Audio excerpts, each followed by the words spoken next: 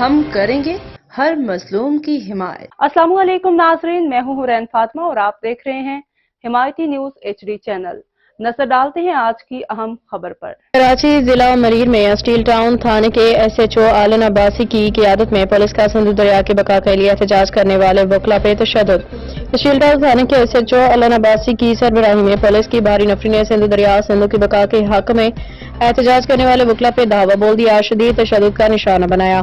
ذرائع کے مطابق وکلاء سندھ دریا کے تحفظ کے لیے پرامن احتجاج کر رہے تھے کہ اچانک پولیس نے طاقت کا بیجا استعمال کرتے ہوئے مظاہرین کو منتشر کرنے کی کوشش کی۔